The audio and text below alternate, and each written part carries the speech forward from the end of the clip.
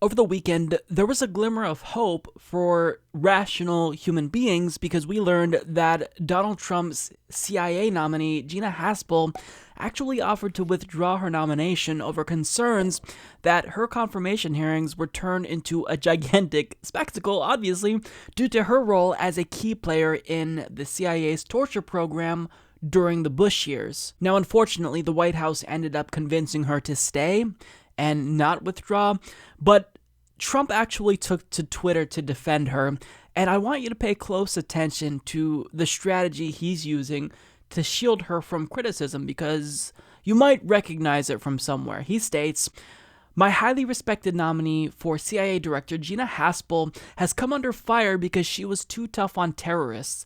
Think of that. In these very dangerous times, we have the most qualified person, a woman, who Democrats want out because she is too tough on terror. Win, Gina." So make no mistake about it, that subtle reminder there that Gina Haspel is a woman is basically an implication that, well, maybe criticism of Gina Haspel, since she's so qualified, must be due to sexism. I mean, she was only tough on terrorists. If a man were tough on terrorists, would you be saying the same thing to him? That's what he's arguing here. So, riddle me this, Captain Contradiction. If you care so much about Gina Haspel breaking the glass ceiling, so to speak, and becoming the first female CIA director, if that really matters to you, why didn't you choose to withdraw from your race against Hillary Clinton? Because if that really is important to you specifically, as you're saying now, why didn't you drop out and let a woman become the first president of the United States? You accused Hillary Clinton of playing the woman card, and here you are doing the exact same thing, hiding behind identity politics to shield someone who is a war criminal from criticism. How despicable. I mean, this goes without saying. We don't not like Gina Haspel because she's a woman. We dislike her because she's a war criminal and a terrible human being. As the New York Times explains, Ms. Haspel ran a secret black site CIA prison in Thailand where detainees were subjected to brutal interrogation techniques. She was also involved in approving the destruction of videotapes of interrogation sessions at the Thailand prison. The agency has since closed such prisons and renounced the techniques, including waterboarding, sleep deprivation, and confinement in boxes. Among the materials handed over to the Senate are logs of internal chats from a CIA instant message system in which Ms. Haspel appeared to raise no objections to the interrogation program or the methods employed against Qaeda suspects, according to an American official who, like others, declined to be identified discussing confidential matters. The official said Ms. Haspel seemed completely comfortable with what was being done to the prisoners. Her allies said she hardly relished the task but was carrying out a program approved by policymakers and lawyers. So my question is, how can someone torture another human being and not raise objections to it? She didn't question, is this something that we should be doing? I mean, not only does this violate the U.S. Constitution and international law, but it's immoral. Any sane, moral-thinking human can recognize that this is torture, this is wrong. And she didn't raise any objections to it. And even if you think that torture works, which it doesn't, but if you thought torture was an effective strategy, wouldn't it be difficult? I mean, wouldn't you still not want to be the person who had to do it? See, not caring makes her a bad person in and of itself, but there's actually evidence to suggest that she enjoyed torturing, and I'm not making this up. So as Rand Paul explains, there were some reports that she actually joyfully tortured people. The Gina Haspel said, "Good job. I like the way you're drooling." This is about Zubedee, who, as he was being waterboarded. "It adds to the realism. I'm almost buying it. You wouldn't think a grown man would do that." When you read that, sort of the joyful glee at someone who's being tortured, I find it just amazing that anyone would consider having this woman at the head of the CIA. And so my opposition to her is over her direct participation in interrogation and her gleeful enjoyment at the suffering of someone being tortured. So this is a deranged lunatic who is a criminal, who destroyed evidence of crimes against humanity, who might literally be a psychopath. I'm not being hyperbolic. I mean, this is psychopathic behavior. So needless to say, when we are expressing and vocalizing our opposition to Gina Haspel, it has nothing to do with her being a woman, Donald Trump. It has everything to do with her being a war criminal who should be in prison right now, not leading the CIA.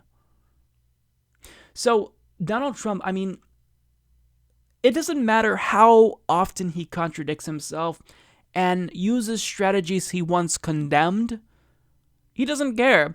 His objective is to get what he wants, and he doesn't care how stupid and hypocritical it makes him look. Playing the woman card after you accused Hillary Clinton of doing the same exact thing, I mean, that's disgusting. It's shameless. Donald Trump using identity politics to shield a war criminal from criticism. Shame on you, Donald Trump. And let me just say this.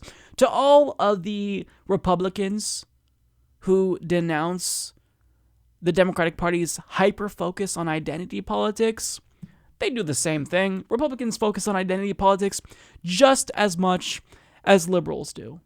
Now, getting back to Gina Haspel, even though she's receiving a lot of criticism for being a criminal and a torturer, well, I wouldn't necessarily write her off just yet, because there is a chance that she could actually be confirmed, because Susan Collins, who is typically seen as a moderate Republican, says that she's not just automatically dismissing her. She's going to listen to what she has to say at her confirmation hearings. And, of course, there's even one Democrat that decided to cave. Can you guess who it is? Joe Manchin. So, fresh after his primary challenge with a real progressive, he's going full Republican, and he is indicating that he will, in fact, support Gina Haspel. He's even more conservative than Susan Collins. He's not even waiting to listen to see what she has to say. He's just saying, I'm going to vote for her, no matter what. So I'll leave you now with some clips from her confirmation hearing, because it happened by the time a lot of you see this video, and I think it's important. It is hugely important.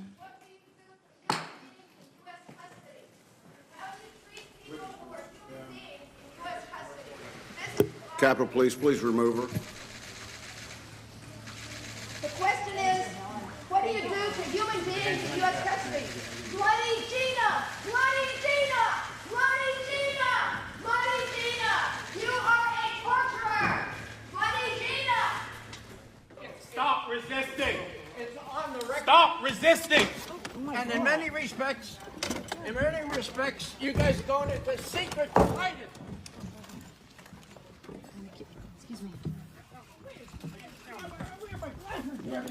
Stop resisting! I'm not resisting. Yes, you are. Give me your arm.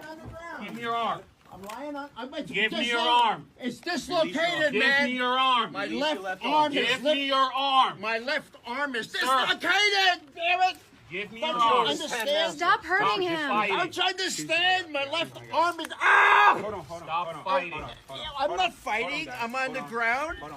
And if you let me get my glasses on, I can see what's happening. You're hurting him. You guys are hurting me. Stop hurting him. I'm immobilized. After 9/11, I didn't look to go sit on the Swiss desk.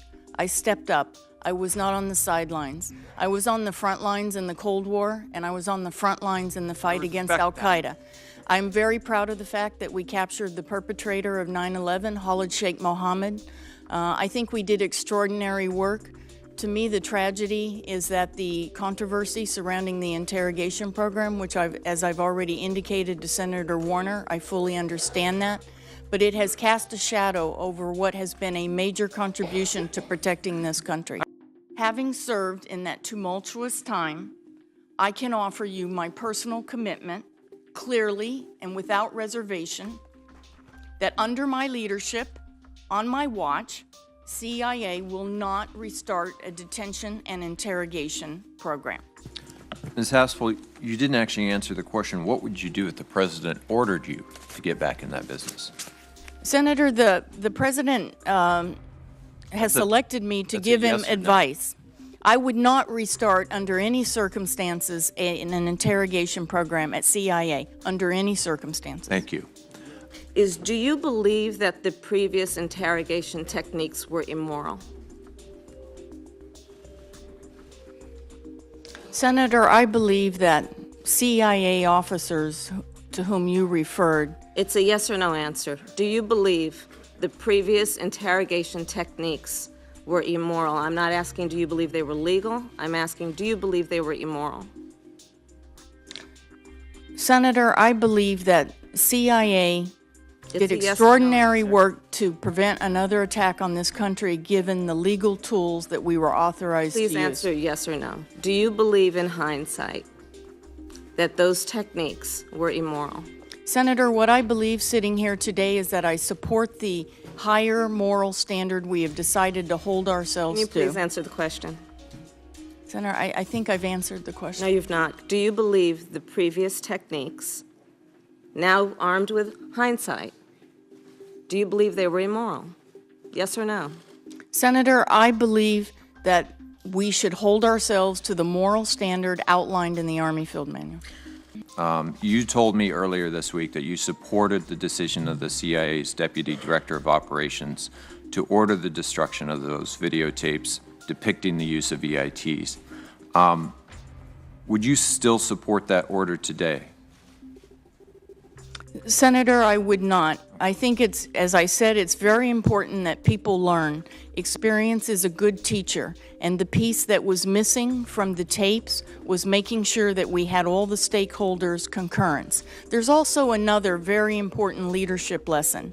And as director of CIA, when your officers are concerned about their physical security, you can't let it languish in your inbox Absolutely, for 3 I years agree. with no action. We should support that security. Why couldn't the agency have simply digitized that video and then blacked out the faces of any agents in those videos? Why actually destroy the videotapes? Doesn't that feel like a cover-up, even if it isn't? Senator, I don't think we were worried about official release. This was at a time when the entire program was the subject of unauthorized leaks, and someone was found guilty of those unauthorized leaks. So the concern was an irresponsible leak of our officers' faces to the world, not an official release. No, I understand that, but if you would have blacked out the agents' faces, destroyed the videotapes, and then kept a digital record, that would have addressed those security concerns. Senator, I'm just not a technical person, so I don't. It's not that complicated. Well,